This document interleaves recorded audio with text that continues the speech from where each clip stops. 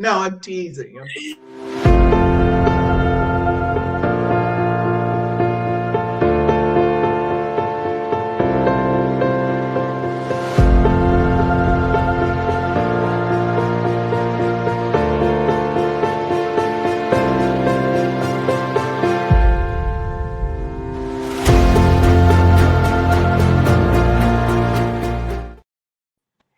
Hello, everyone, and welcome to the Spirit Speaker KC podcast. I'm psychic medium Jamie Collins. I hope everyone had a wonderful holiday season, a happy new year.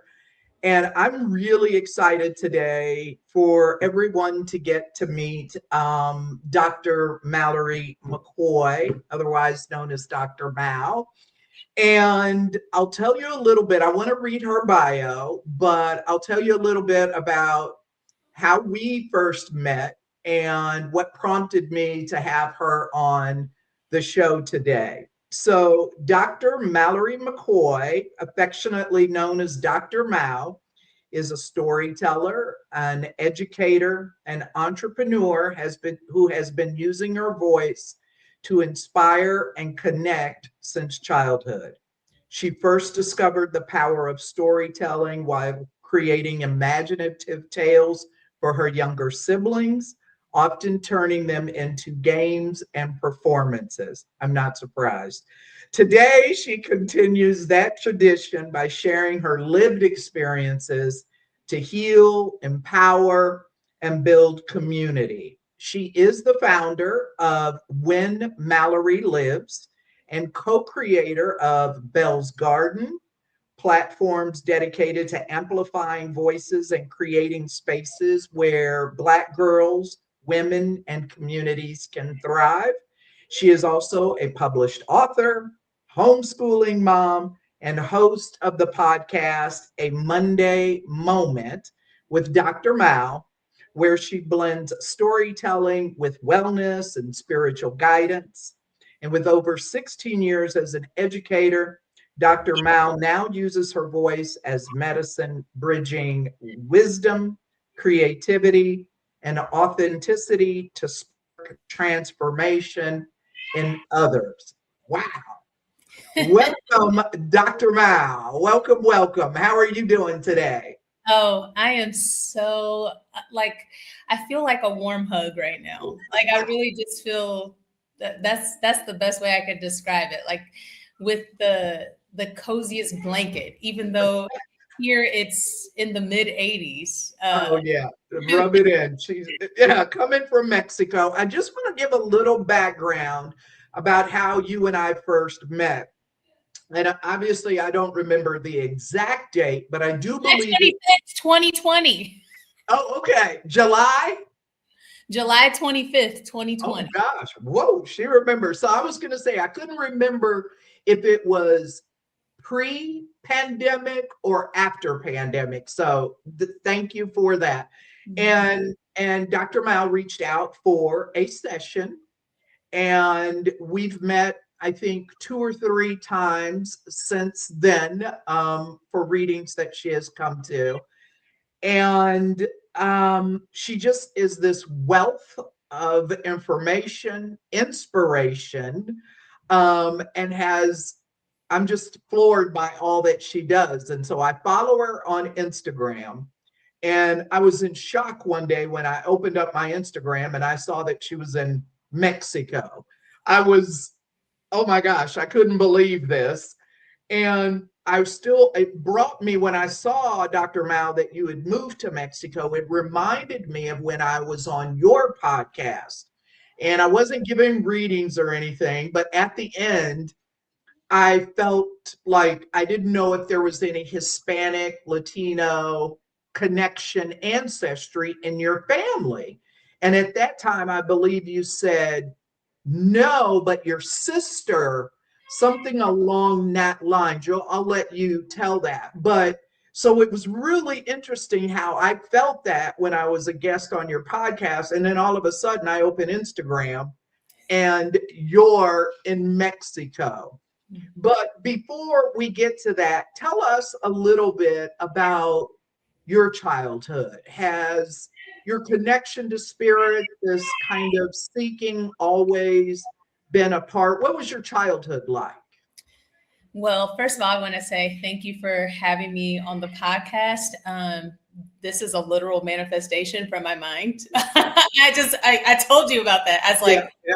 3 hours ago, before you messaged me, I'm out in the grass with my feet in the ground. And I said, it would be cool if Jamie interviewed me for a podcast. And then hours later, you messaged me. So I'm like, what? Wow. You're a manifester. Well, I am. I'm a manifesting generator. I'm a 5/1 manifesting generator in human design. So I literally do manifest, but I'll get into that part later during this podcast. But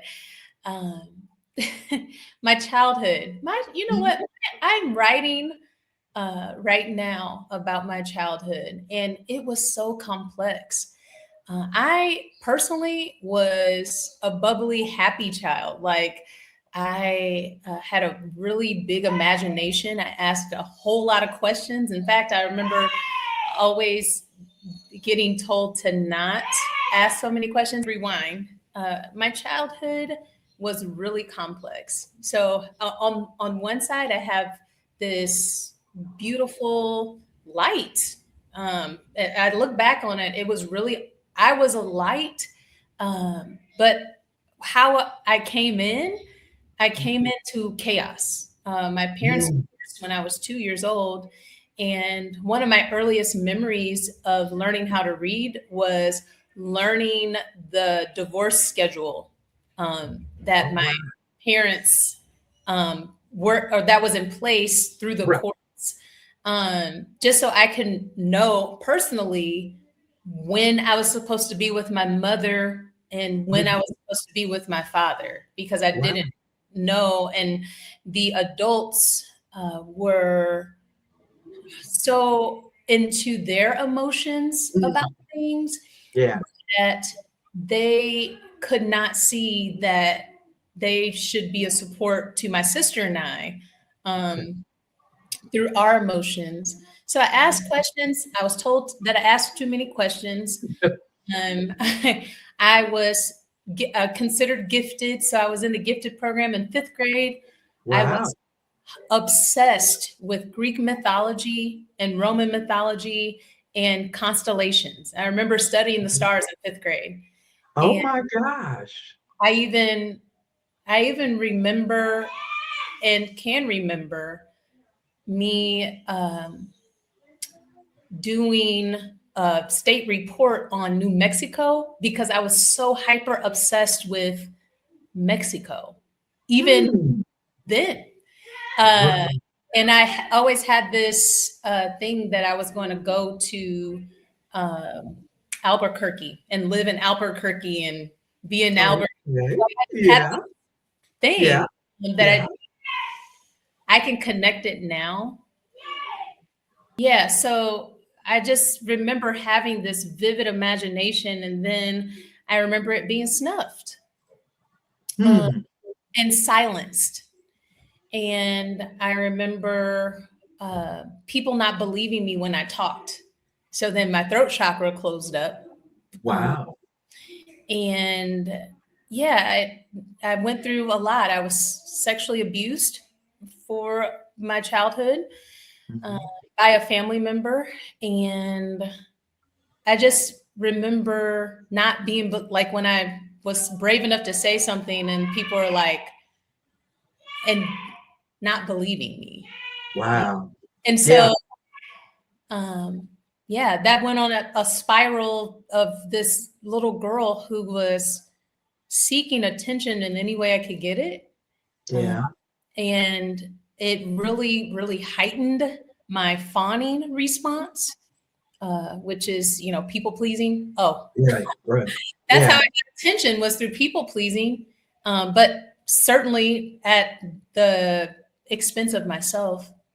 And so, I mean, of course, all of this is this is the realized version of me now. But then I couldn't make 2 + 2 = 4 in that emotional space. Right.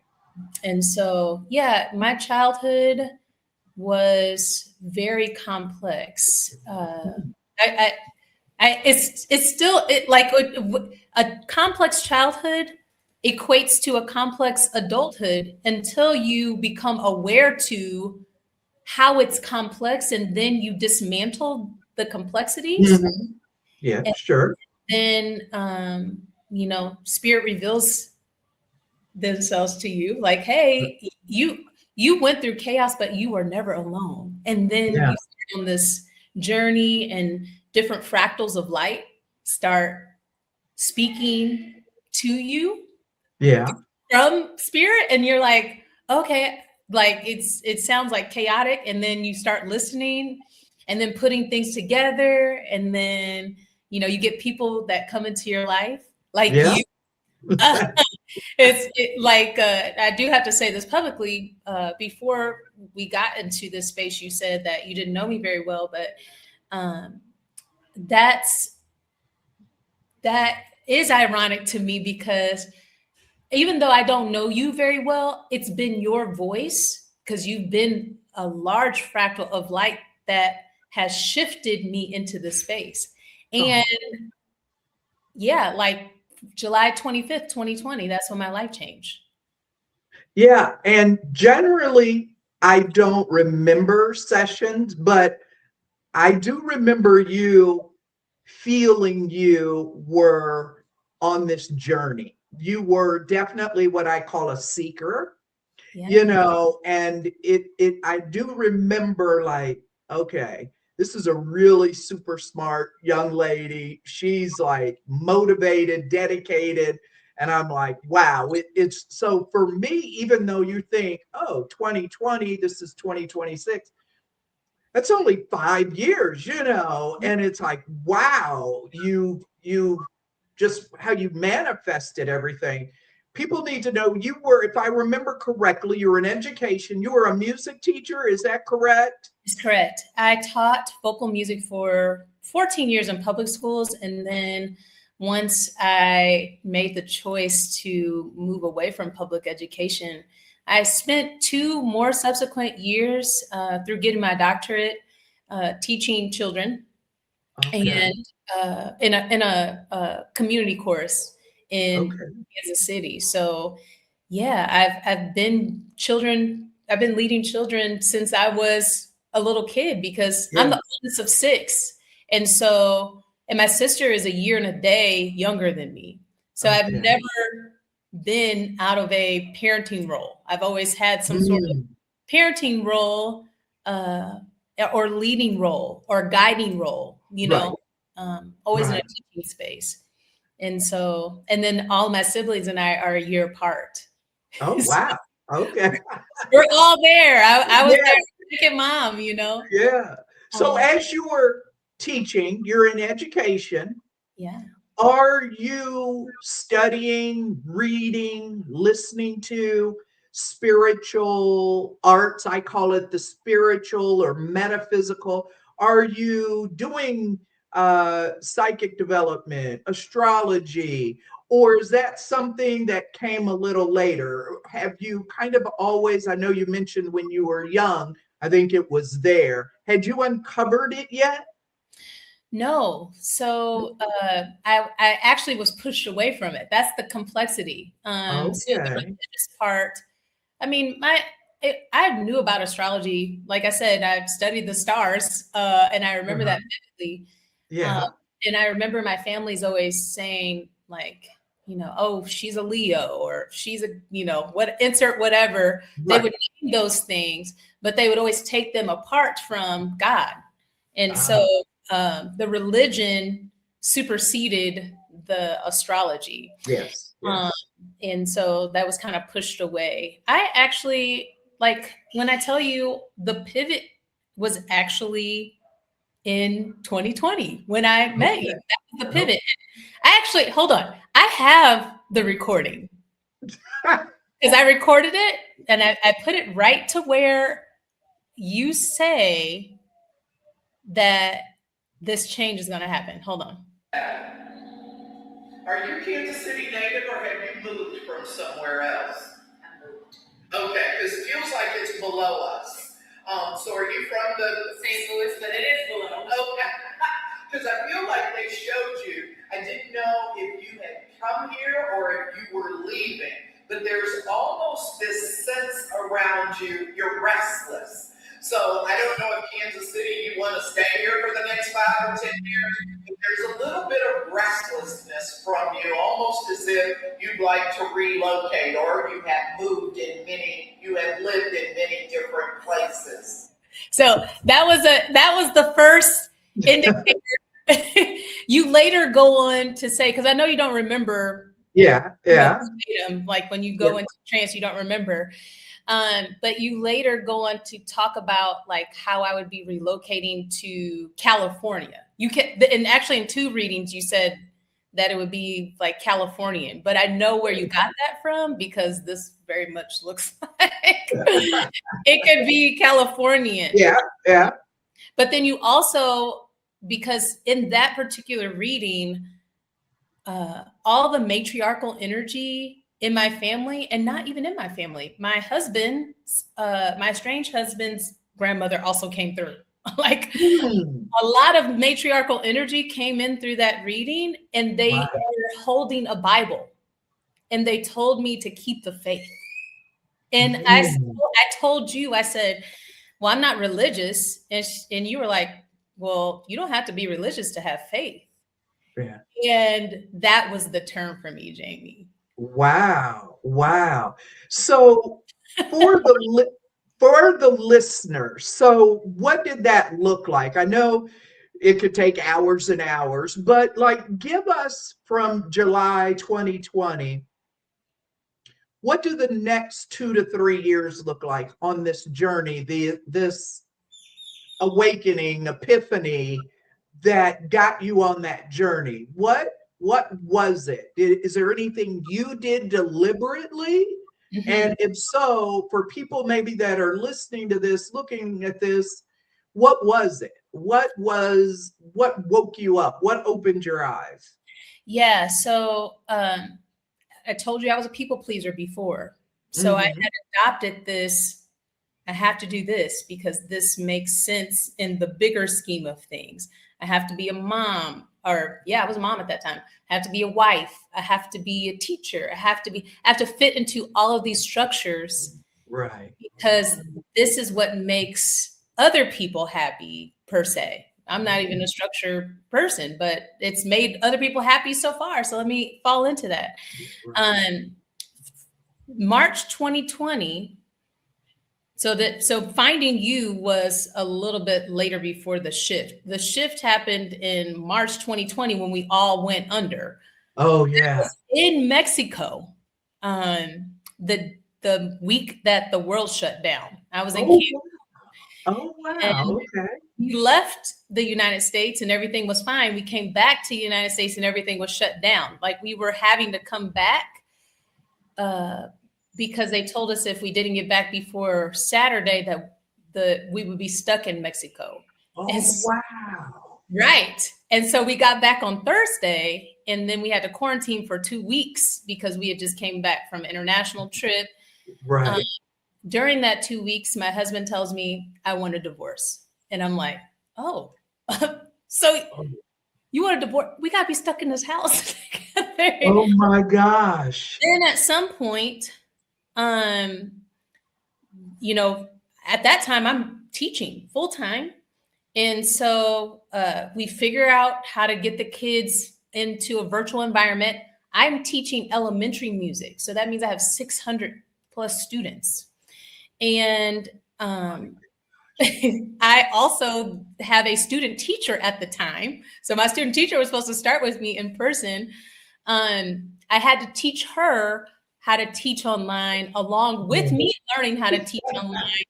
And then I started my doctoral program. So then my professors had to learn how to teach my doctoral program online. Right. And then holy cow. My son, who was diagnosed with autism July 2019, all of his services were canceled. So I have this 3-year-old who's newly autistic. And now I'm trying to figure out what to do with him, with a husband who's like, I want a divorce. And then I'm like, my dog died, all of these things. I kept hearing these whispers. It was like, get outside. That was the only thing to do at that time anyway. Because Right, right, right. of sitting in the house, where else were we going to go? Outside. So I started spending a lot of time outside, and the whispers became louder. If I can give you an analogy, it was like, I don't know if you've ever seen the movie Jumanji, and like how you got closer to the board, and if there was a task that you needed to complete, the thumping of the board got louder and louder. That's how it started showing up in my life. Like these thumps kept getting louder and louder. And I'm like, what is that? I literally am watching and experiencing my world's imploding. April 2020, at the end, they say, oh, we're not going back to school. Now I wrapped my whole life around this structure. Right. And now they're saying, we don't know what's going to happen next, but we can't come back.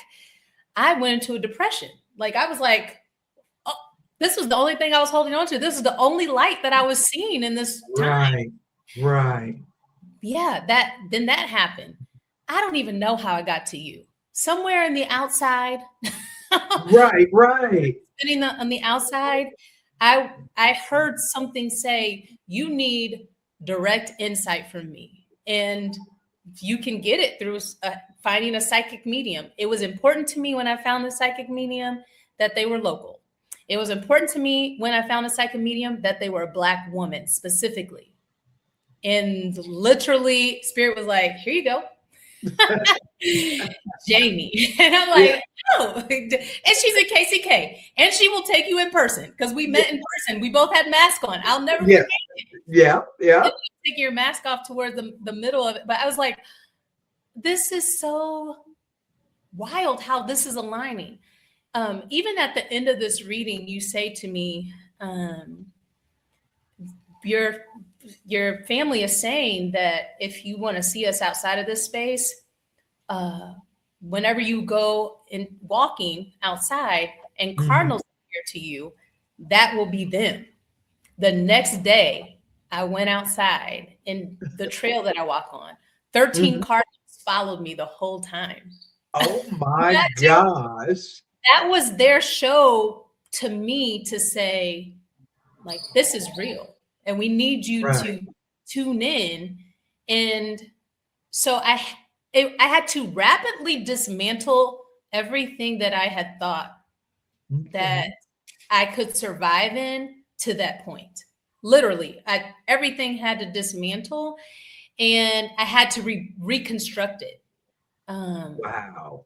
And the reconstruction part brought so much chaos. There was so much chaos. Yeah. Even in this reading, you made mention that I got pregnant, and I did get pregnant. And, I decided what to do with that pregnancy, but, that happened. So all the things were like tumbling to meet me where I was so that I could reconstruct everything that I had thought to be real. In 2021, in December, I contracted the Delta version of COVID. Okay. And I'm a vocal music teacher, around 600 kids a week. Like, I did not get sick until that point, until the Delta strain.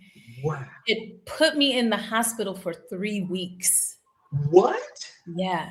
Because, well, I'm not vaccinated with that. Yeah.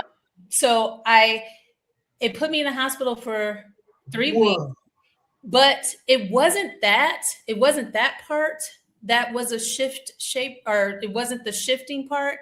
The part that made me shift was, as I'm on oxygen, I'm at like a 6, the highest it can go. I'm getting that much oxygen because I developed pneumonia. It wasn't necessarily the COVID. It was the pneumonia from the COVID that I developed. Oh my gosh. My family is pneumonia prone. So that was a hereditary thing. Thank you. Yeah. Ancestors. Anyway, my principals are contacting me per their duty. That's what they're supposed to do. Yeah. They're contacting me for lesson plans. while I'm trying to breathe. And I Oh was my like, God. I like, you're showing me that I've sacrificed my well-being. I'm literally almost kicking out of here because I can't. Right, right. And Yes. you're telling me that I need to provide lesson plans. So Oh my my God. husband, who also had COVID at that time, we had reconciled. Um, he and then our son, who's at home, who doesn't have COVID, but my husband's sick. He had to get my school laptop, bring it up to the hospital, hand it to a Oh nurse, so my the nurse God. could hand it to me, so I could do lesson plans on the oxygen tank. And I said, you know what? My life is not worth this job. Yeah. That was spirit telling me I needed to quit. So 2022, May 2022 was my last day in the school system. Wow. I quit. Wow. And then Gee. that was the faith thing because I had Yeah. I didn't have a job. We had a two income household. It reduced to a one income household. I was getting my doctorate, but I didn't have a plan. I didn't have a plan to get another job. I subbed a little bit, but I didn't really have a plan at all.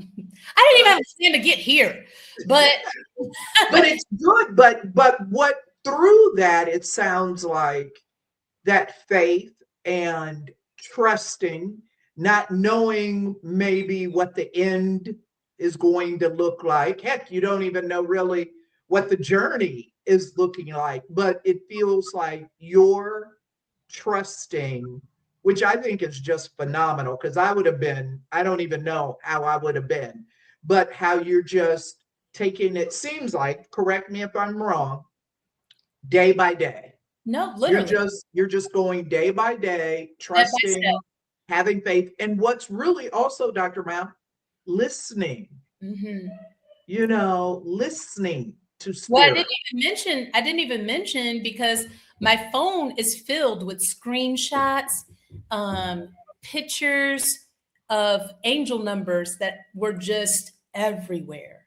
So I actually started an angel number journal in my phone Oh, to just document what I was seeing. And then spirit would lead me to what the angel number meant because I started off getting like 4 4 4s and 1 1. yeah, yeah, yeah. But then once I tapped into angel numbers and spirit started recognizing that I was recognizing angel numbers, then they Hmm. started giving me specific numbers.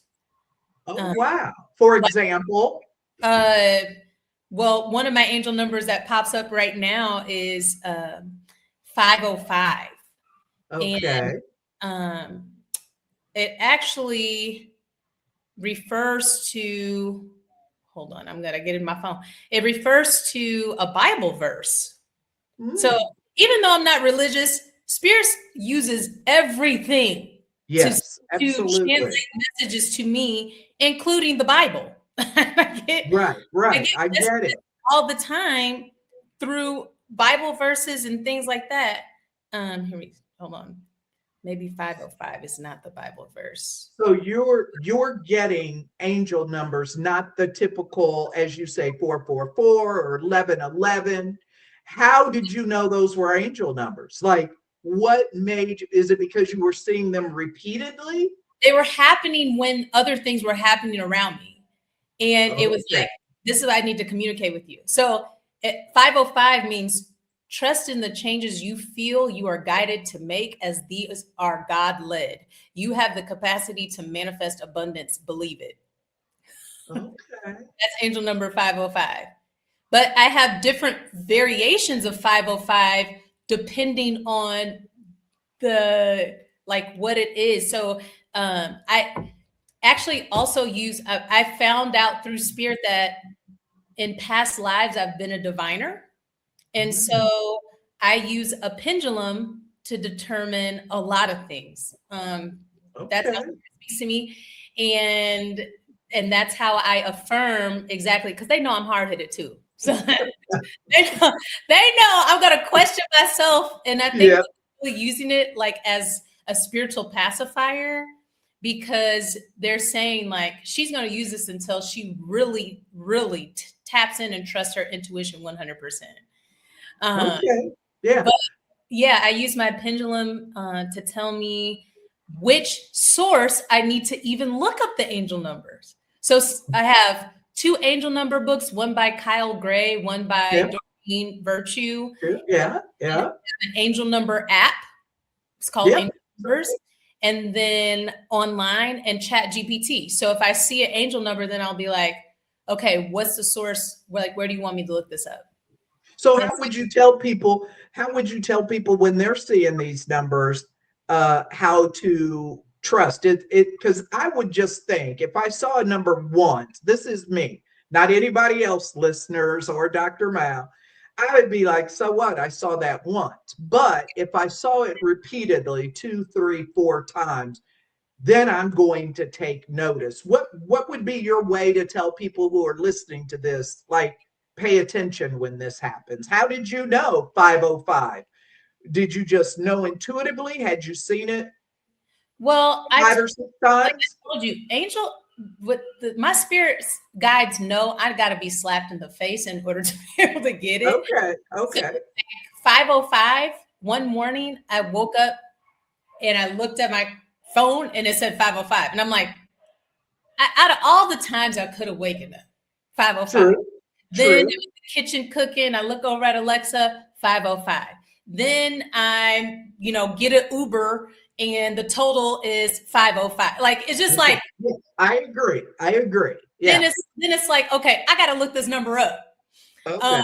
It's not just a one-time deal in my instance, or they've used angel numbers to guide me to say like, you're on the right path. Like, don't give this up. So threes, 333s, 33 has been really huge around me. The Ascendant Masters are around. They've been literally step by step guiding me in this process to get to Mexico. Yeah. The gate that we flew out of, 33. I'm like, I can't make this up.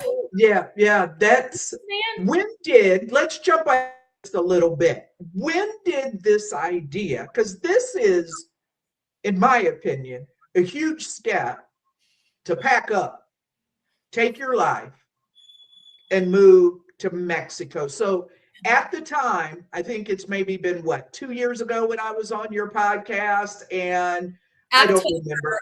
Of 2023. 23. So at that time, when I bring up any connection to Mexico or Hispanic ancestry, had that thought of yours had you ever had that idea of moving to Mexico? Had that ever crossed your mind? How did you plan for that? When did it come? So at that time on the podcast, had you ever thought about moving to Mexico? I thought about moving out of the country.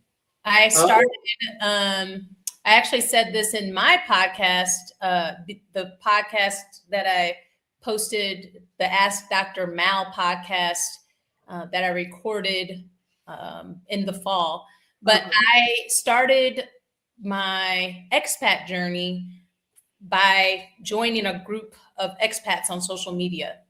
And just reading through their experiences and what they were experiencing. It was particularly important to me to know how people outside, Black people, navigate the world outside of the United States. Because one thing I'm finding that is when you get out the United States, the world looks completely different than what is perpetuated in the United States. And I'm going to do a whole podcast about that. So y'all stay tuned. I wanted to know how Black people were navigating the world. And so I think the group that I joined was Black expats all over the world. It's literally called that.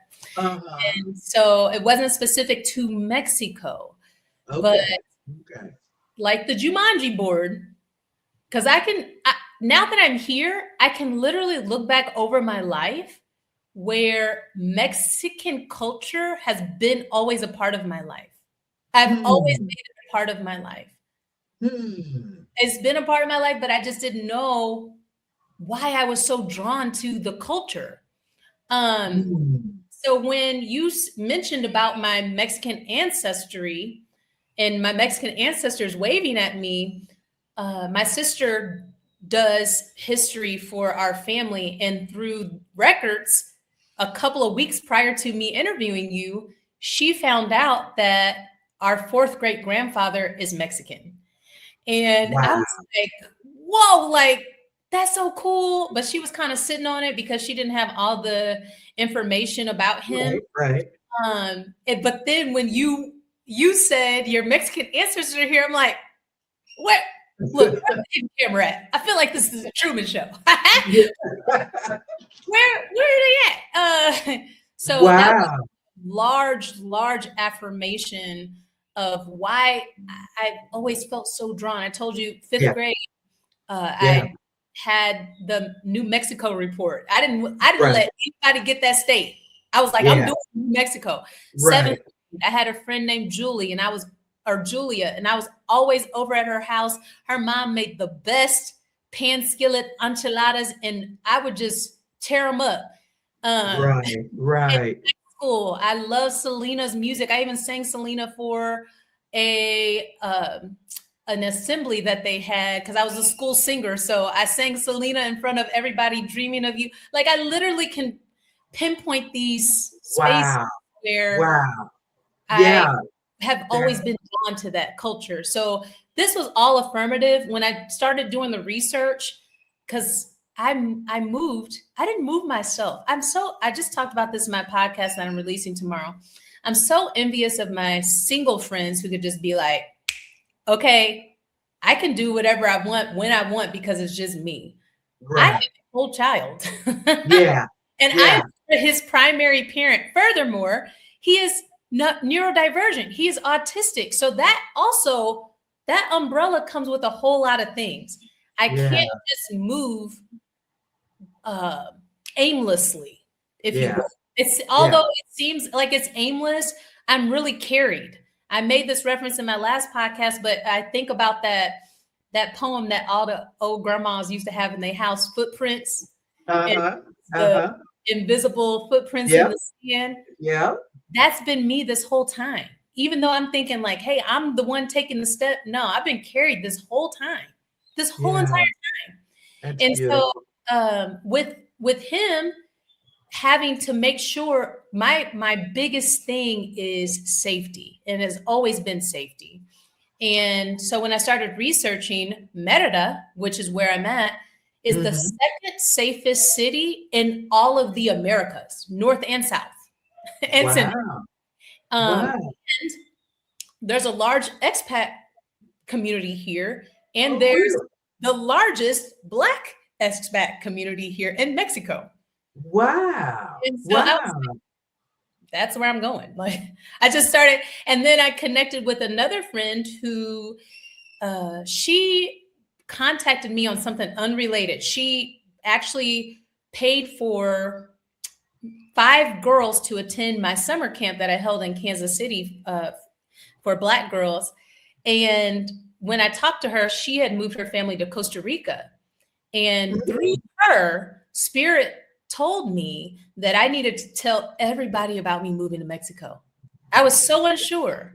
But then when I started telling people and feeling complete strangers' excitement for me, my family, when I told them, they weren't so excited. It was Yeah. the complete strangers that were like, we love that. Like, Yeah. what are you going to do there? We're like, what are you going to? And so as Right. soon as I started telling everybody, I told everybody what I was going to do. That was me speaking it into existence. Right.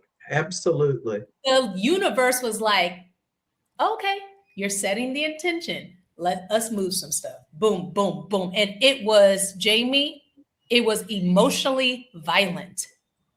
Emotionally violent. What do you mean by that? I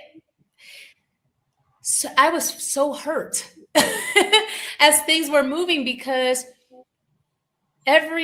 like I said, I'd found comfort in these structures. I had found what I thought to be safety in these structures because safety was Okay. important to me.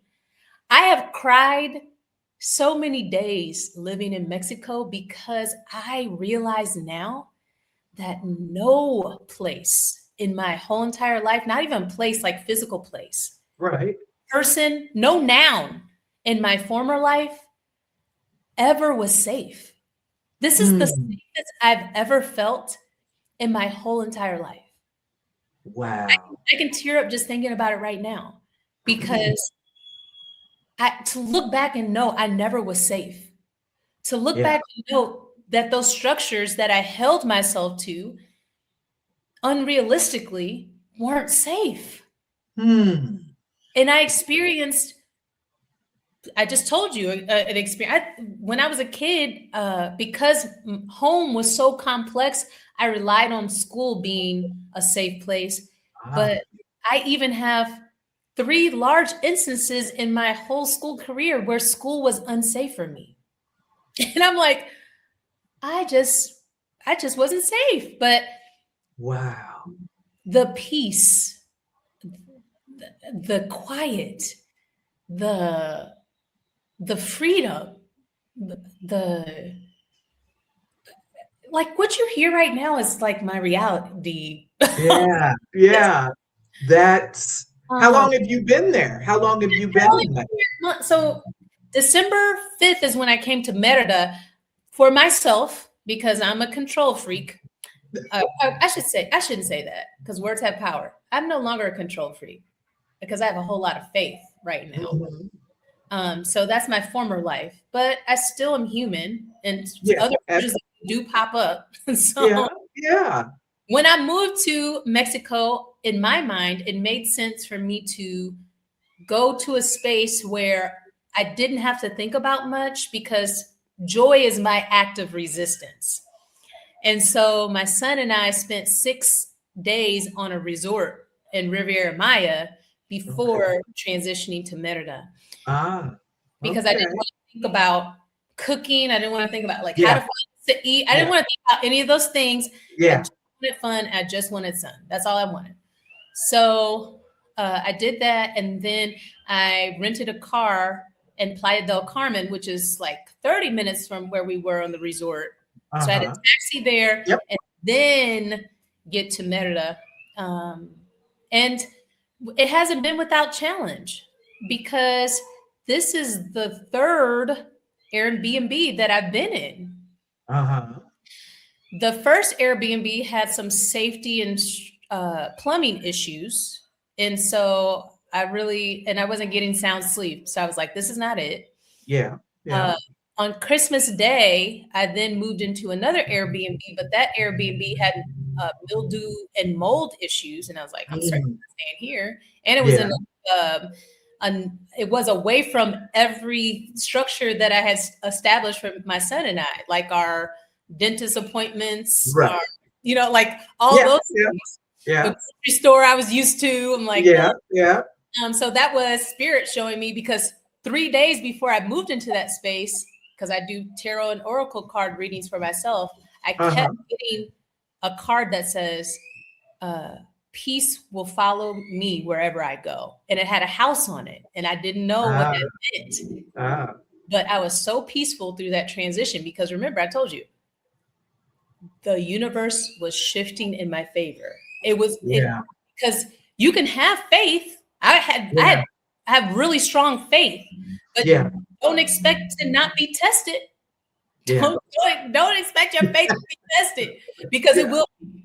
And that will be spirit saying, well, did you integrate the lessons that you learned? Did you hear what we told you? We told you you carry peace. You are the vibration of safety. Uh-huh. Yeah. Are you holding that in your soul, or is that superficial? So that all of that was a test. So then the next day we moved into this Airbnb, and it's been glorious. It's Wow. been peaceful, Wow. it's been quiet, it's been all the things. My son is safe. I'm safe. Um, yeah. So that's really cool. I like how um you've just kind of followed those breadcrumbs, those what I think what I get, what part of what I've gotten out of what you've talked about is how you kind of we're co-creators. And I think sometimes folks forget that. I don't believe spirit, the universe, God, whatever word you choose for that divine force is doing it all itself. I'm not doing it myself all by myself. I'm always a big believer that we're co-creating, that we work in tandem. I take a step, spirit takes 10 steps. That spirit is always wanting the best for us. It's us who kind of get in the way or have these doubts or negative thoughts. And spirit's like, look, just listen, trust, have some faith. But I believe that we're always co-creating with the universe. 110%. Yeah. And I'm not attacking religion in this space, but one thing that I've been addicted to is that ritualistic religion strips our power away. It says you don't have the power. You solely rely on the power outside of you, even though, particularly, I grew up Christian, so the Bible is one that I'm able to reference most because I know it more than other religious texts. Yeah. But all through the text, it talks about how you are, the God is in you. Yeah. And the energy of God is in all things. That's really what is missing. What's missing is our inability to see the God in other people because we miss seeing the God in us. Yeah. We separate the energy away from us instead of saying that is us. Our eyes bend light. And everything that we look at are fractals of the divine force. Yeah. The one. Yeah. It's all of the fractals of light. Yeah. So there's God in everything. Yeah, I agree. Especially us. Yes. Yes. If you don't like your environment, if you don't like something that's happening around you, it's important for us to be able to look at that and say, not, oh, woe is me, get stuck in the cycle of woe is me, it's happening to me, but look more at what lesson am I supposed to be learning from this? And how can I integrate my experience into my life so that I no longer repeat the pattern or loop that's not serving me? Because that's really what that's what my neurodivergent mind has helped me as I've traversed through this space. I see patterns so clearly and loops so clearly. And when in my doctoral program, they always talked about, as an administrator, you have to zoom out and be able to see the 30,000 foot view. And that there's God in that, because when you're like this, it's hard to see. But when you come out like this and you're like, I agree. Oh, that's what it looks like. Yeah. What's my involvement in it? And if I don't like the loop, how can I change it? What in my action or inaction is keeping this loop going? So that makes sense. So as you keep traversing this spiritual path and communicating with spirit, do you have an end game, or are you just living in the moment? And, I know that that old saying, man plans and God laughs, but I do believe, I'm not a big planner, but I do believe we do need to plan. People who just say, oh, you never have to plan, doesn't mean I have to be strict by that plan, or I'm not flexible enough if some things change. What is it? I love the way you followed spirit, you followed your heart, and moved to Mexico. What does it look like? How long are you planning? You're going to continue your podcast, and people need to check that out. What are some of your plans? How do you hope to keep following spirit? Continuing your spiritual journey. Yeah. So, or maybe you don't know. I do know. I know. This is what I know, Jamie, and this is all I can say about that. Through all of my studies, astrology, tarot and oracle cards, just tapping into my own spirit and just being able to grab at the straws that are being given to me as I traverse this energy of faith, deep, unshakable faith. Let me talk about it, because can't nobody tell me what I know. Right, right. I'm living the faith that my ancestors through you told me I needed to have. So can't nobody shake my faith at Right. all. Okay. I'm a lived experience of it. But I was told that through my lived experience, because my brand, When Mallory Lives, came even before all of this. It came in 2018. I didn't even know. Okay. Through my lived experience, I am a divine demonstrator to help others and usher other souls into their becoming, into their future by doing it first. People can say what they want to say, but the power comes from you being able to say, I did that. I actually did that. Right. Right. Right. Like I did that. I am the only one. I was literally saying this the other day.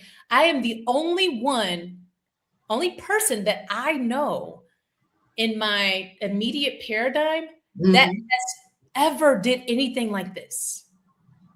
Wow. Wow. But I didn't come alone, Yeah. So it's that knowing that I'm not alone, and whatever I choose to manifest is for my highest good. And we're just going to keep rocking and rolling. One practice that I have in place right now is talking to my future self, because I know that the book is written, as the Christian folks say. So all versions of us exist at the same time. So I talk to my future self a lot. I even write her letters. There's a website called futureme.org. Oh, okay. And in that website, you can write letters to yourself and schedule them either 6 months or a year or wow. custom date you want to set. And that letter will come back to you in an email. Oh, I love that. Yeah. And so I started doing that in new moon energy. Oh, and I love that. Like setting it 6 months, like this is at 6 months, this is what's going to pop up. When I tell you, Interesting. letters like, I did that. I'm like, and I just started that like last year, but really, yeah, it's wow. That's crazy. But I told you I'm a manifesting generator too. Yeah, I love that. I'm gonna have to check that website out. That's pretty cool. It used to be free, but I think they're charging like $1 or something for support. Okay. But I mean, it's worth $1 to be able to send it to yourself and just pump your future self up. And then you forget that you sent it, and then it pops up in your email. You're like, oh, I forgot I sent that letter to myself. Hi. Wow. Wow. That's pretty cool. Well, I think what you've done, I'm excited just to see what's going to come down the pipeline. I love the way that you've manifested all of this. And I think another thing that crossed my mind that I liked is that this isn't a lot of time in between 2020 and now. I think sometimes in our humanness, we want things like a microwave. We want it in 2 minutes, or I'm done. I'm done. And sometimes it's like an oven, it has to preheat and it takes some time. But when you really think, I'm sure when you look back on everything that's transpired in your life in the past 5 years, you must think, what in the heck has happened? That's not a lot of time. As you said, you stop teaching, divorce, and all of this, and just 5 years and now in Mexico. Has it seemed that fast to you? Has it seemed quick? Or been those times when you've yelled out to spirit, why is this taking so long? I just want to point out that it was just 5:05, but so I will say that the time that it took was perfect. And the reason why is that spirit has to make sure that you have the capacity to hold what they have in store for you. Or not even what they have in store for you, but what's in store for you. They have to be sure. But furthermore, you have to be sure. You have to be sure at a soul level, because we're not always conscious of the right. sure. Right. Level, your soul has to be sure that you have the capacity to hold whatever it says that you want. And if there's even a little bit of fear, then you're going to hold yourself back from experiencing all the beauty of life. Literally, so this was really, you talk about this journey being fast. It was the faith building that was slow. Because even my marriage was built on a rocky foundation. It wasn't built on a foundation that was sure. And spirit kept giving me 4 and that's the number of stability. So with my faith, spirit had to make sure that my faith was unshakable. Had to make sure. Yeah, I love that. That's really good. That's why it kind of sounds like that divine timing. We in our humanness may feel ready, but maybe we're not. And that's beautiful advice to people. And I thought it would just be perfect to have you on so people can see someone who has done it. Because I think one of the things we do have in common that you may not have known is that I love Hispanic culture and so forth. I've always said I must have had a previous life in Mexico. In high school and college, I always took Spanish. It just kind of came easy to me. I've gone to Mexico 5 or 6 times. I've always been drawn to the culture. So we do have that in common. It's one of my favorite places. I want to travel and see the world, but when I'm indecisive about where I want to go or funds are limited, it's always, well, I'll just go to Mexico. So we do have that in common. I love Mexico. I really do. It's one of my favorite places. And so I just love the way that you've just systematically, organically, authentically just really followed your heart. And I know in your humanness, there's been times of, am I crazy, or doubt, or maybe not. Maybe I'm projecting my. You're spot on. You're spot on. Because, and it wasn't for me. That's the thing, though. I had to learn, because I told you that my childhood was complex, and I had gained the skill of fawning, which is a trauma response. And so a part of my faith building had to come, or what came with that was me being able to discern what I was holding that was mine and what I was holding that was other people. I was like, is it me that has the fear, or is it someone else that has this particular fear? I literally had to dismantle. I had to come to grips with it, and then I had to dismantle other people's fear off of me. Yeah. And once I was able to do that, I'm like, you know what? No. And that's how I even got into homeschooling my son. Because, well, I should say unschooling my son, because I had to dismantle my thoughts about what learning was. Because when I started trying to homeschool him, I was like, let's get this schedule. We got to do this at this time and do this. And I'm like, no, this kid's learning all day. Like, what am I doing? And Wow. he was showing me that the school energy was not, I mean, he's highly empathic, he's telepathic, Yeah. Yeah. Yeah. telepathic. So I, he was showing me that that school was too much. His biggest senses feel. So when he was in that classroom all day and picking up everybody's thoughts and Right. emotions, all the things, he's like, nah, this ain't the place for me. And I Yeah. felt like I was killing him, sending him to school every day. So Yeah. I've had to dismantle my thought process around school because I've been in school since I was 3, and then I Yeah. went straight through it to get a Right. doctorate, and I taught in school. So Yeah. Yeah. Yeah. this is a healing place. We're healing here. Yeah. My son is sleeping so peaceful. I woke up this morning with the whole side of my face in slobber. I didn't even. I was sleeping so good. Yeah, that is awesome. I've learned that as I've gotten older. It's like I always say, one of my big words that I use, or words that I use, is surrender. I'm just so much into. I don't always have to be driving the car. Sometimes it's nice to be the passenger Yeah. and have a little bit of input, but it's just like, okay, I say that to spirit all the time. I'm just going to surrender. And like you say, which I say, I think all of us say it. Okay, spirit, hit me upside the head.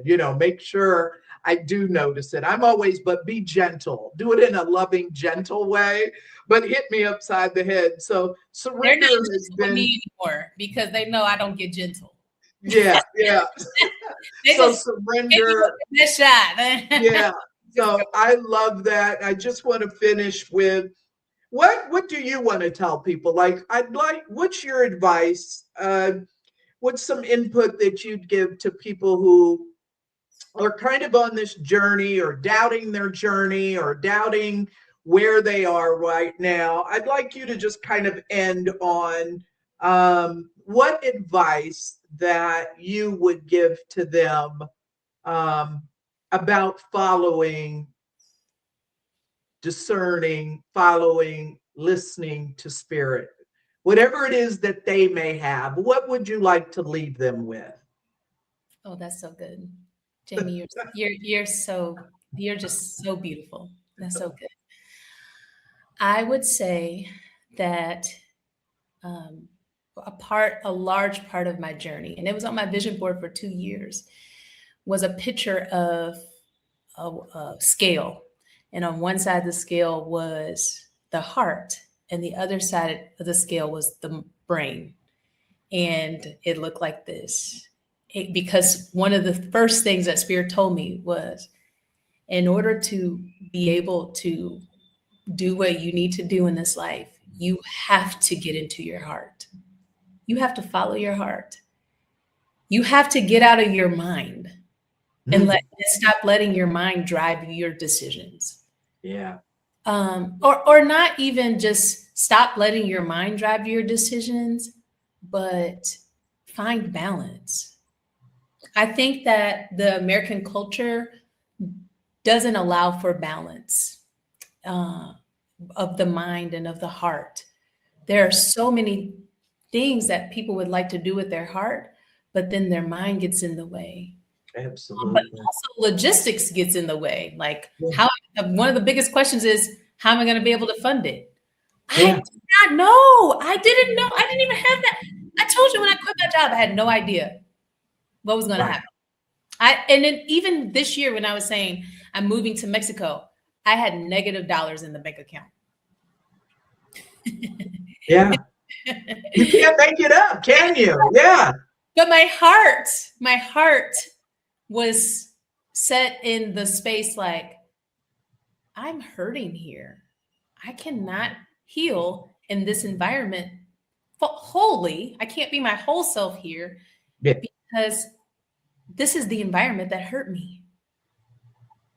So if I followed my heart, because Spirit started telling me, giving me questions through my tarot cards and oracle uh, cards, mm, if you could dream anything, what would you do?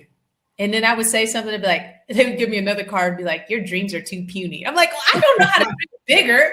Yeah. So then I started saying, well, just show me a life I can't believe I get to live every day.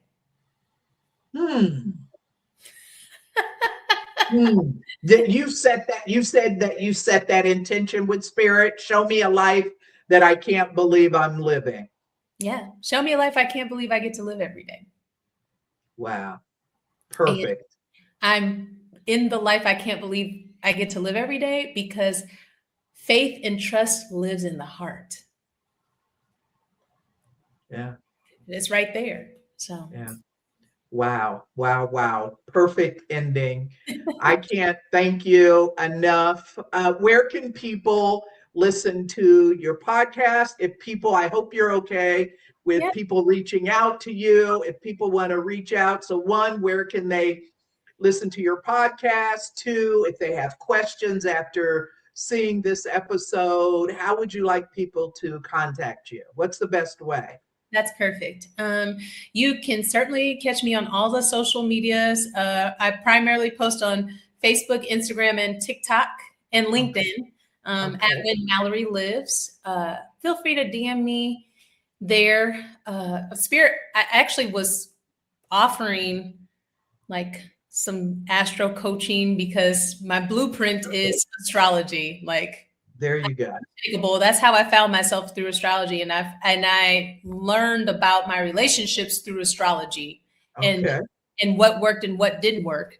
So I wanted to offer that for other people, and I was doing it live. And Spirit was like, "You have to be protective of your energy right now because we need you." And so I do offer reports through my website, whenmallorylives.com. And I do offer live oracle and tarot card readings. Website. They're not live. They're pre-recorded. So Spirit, like, this is how you're going to protect your energy. You can give people insight, but protect your energy in this way. So I'll record it and then send it to you. That's how. Awesome. And the podcast, where can people listen to your podcast? Yeah. So A Monday Moment with Dr. Mal can be found visually on YouTube, on my YouTube channel at When Mallory Lives. But if you're an audio person, you can find my podcast on the Alive Podcast Network, the first Black-owned, woman-owned podcast network in the United States. And there's an app for that. It's on Fire TV. I'm not on the Fire TV version, but I'm on the app and website, and then Spotify, Apple Podcasts, Pandora, all of the yeah. Perfect. Dr. Mal, I appreciate you. You inspire me. I love your story. I guess we could say we were meant to cross paths. The understatement of a million years. The understatement of a million years. I absolutely love that. I wish you nothing but blessings, and I know whatever it is that is meant for you is going to come your way. You're that powerful manifester, and I just want to thank you for being on the podcast. I thank everyone else for being here on the Spirit Speaker KC podcast, and I will see you all next time.